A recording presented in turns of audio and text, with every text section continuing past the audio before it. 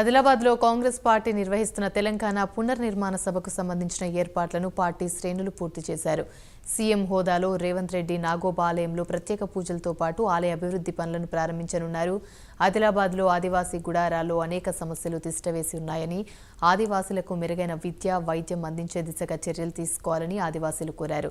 నాగోబాలోని ఆలయానికి తన వంతుగా 30 లక్షల రూపాయల నిధులు కేటాయించి ఆలయం అభివృద్ధి కోసం సీఎం తోడ్పాటును అందిస్తానన్నారు. తమ పిల్లలకు విద్య అందించే దిశగా అడుగులు వేయాలంటున్న మేస్రం వంశస్థుల వద్ద నుంచి మరింత సమాచారం మా ప్రతినిధి శ్రీనివాస్ అందిస్తారు. తెలంగాణ రాష్ట్రం సిద్ధించిన తర్వాత మొట్టమొదటిసారిగా సీఎం హోదాలో కాంగ్రెస్ పార్టీ సీఎం రేవంత్ అయితే కేస్లాపూర్కు రానున్నారు. గతంలో టీపీసీసీ అధ్యక్షుడిగా నాగోబాని దర్శనం చేసుకున్నటువంటి రేవంత్ ఈరోజు సీఎం హోదాలో మొట్టమొదటిసారిగానైతే నాగోబా దర్శనానికి రానున్నారు.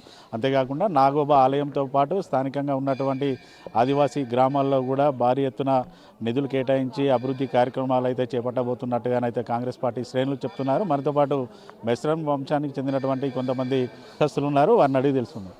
సార్ చెప్పండి సార్, ఇటు ఓవైపు సీఎం క్యాడర్లో ఇటు రేవంత్ ఇక్కడికి రావడం, ఇప్పటికే కొన్ని నిధులను అయితే ఇటు నాగోబాకి కేటాయించిన పరిస్థితులు ఉన్నాయి.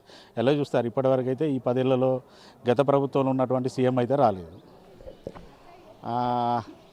తెలంగాణ రాష్ట్ర గౌరవ ముఖ్యమంత్రి వర్యులు ఈ ప్రాంతానికి రావడం, పైగా కెస్లాపూర్ మా మెస్రం వంశస్థుల ఆరాధ్య దైవం ఏదైతే ఉన్నదో అక్కడి నుంచి ఇక్కడికి రావడం అనేటటువంటి చాలా ఆనందంగా ఉన్నది. గత 10 సంవత్సరాల కాలంలో కూడా మంత్రులను, ముఖ్యమంత్రులను రిక్వెస్ట్ చేసినాం ఇక్కడికి రావాలని, వారికి వీలు కాలేదు, రాలేదు. ఈసారి ముఖ్యమంత్రి రావడం అనేటువంటి చాలా ఆనందించదగినటువంటి విషయం. గౌరవనీయులు ముఖ్యమంత్రి వర్యులు వారు ఈ ప్రాంతం నుంచే వారి విజయభేరిని ప్రారంభించారు.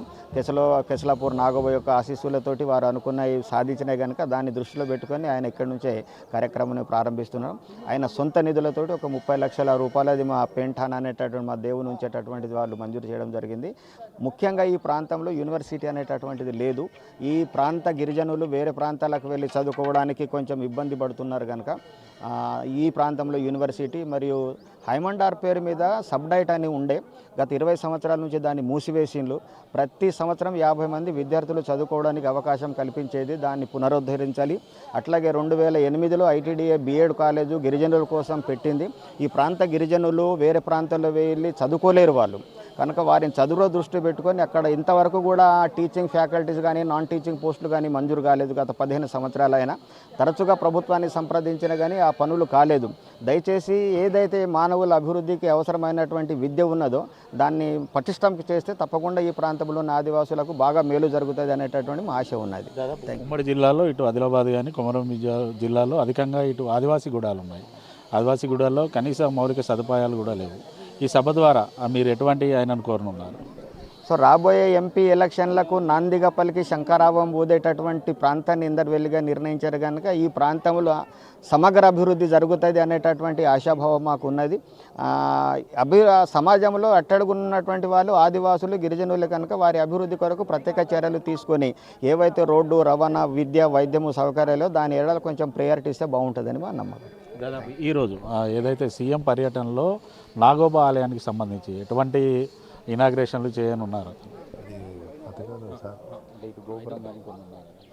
ఇక్కడ ఈరోజు మన ఇంద్రవెల్లి దేవాలయాలకు ముఖ్యమంత్రి రావడం చాలా ఆదివాసులకు ఆనందదాయకము. అయితే ఇక్కడ ఆదివాసీ ద్వారా ఇక్కడ మెస్రాం వంశస్థులు నిర్మించినటువంటి దేవాలయము చాలా ఇక్కడ అభివృద్ధి జరుగుతున్నది ఇప్పుడిప్పుడే. మరి మనం వస్తున్నటువంటి ముఖ్యమంత్రి గారికి మేము ఒకటే విన్నవించుకుంటున్నాం, ఈ ప్రాంతంలో ఉన్నటువంటి ఆదివాసులు మా 9 తెగలు ఉన్నారు. వాళ్ళకు వైద్యము, ఆరోగ్యము, వ్యవసాయము, విద్య అనేది చాలా ముఖ్యము. మరి గతంలో ఉన్నటువంటి ప్రభుత్వం ఆదివాసులకు అస్సలు పట్టించుకోలేదు. ఎన్నోసార్లు మేము ఆదివాసులు మా సొంత డబ్బులతో హైదరాబాద్ వెళ్ళడం జరిగింది. అక్కడ మాకు ఎలాంటి అపాయింట్మెంట్లు కూడా జరగలేదు. మరి మేము ఆశ పెట్టుకున్నాము, ఈ ఆదిలాబాద్ జిల్లాలో చాలా 9 తెగలు ఆదివాసులు వెనుకబడి ఉన్నారు.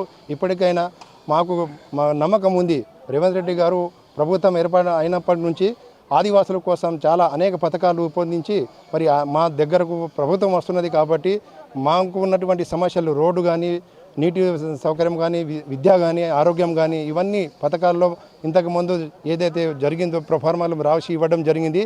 అయినా ఇక్కడ మెయిన్ ఐటీడీఏ ద్వారా అనేది ఒకటి స్పెషల్ డిఎస్సి అంటే ఏజెన్సీ నాన్ ఏజెన్సీ కాకుండా అందరికీ సమానంగా హక్కు కల్పించి అక్కడ ఆదివాసుల గిరిజనులకు అందరికీ ప్రత్యేకమైన డిఎస్సి ఏర్పాటు చేసుకొని ఇక్కడ ఉపాధ్యాయులను నియమిస్తే చాలా బాగుంటుందని మా కోరిక. ఇటు ఆదివాసీ నాయకులతో పాటు ఇటు మిశ్రమ నాయకులు చెప్తున్నది కూడా ఒకటే.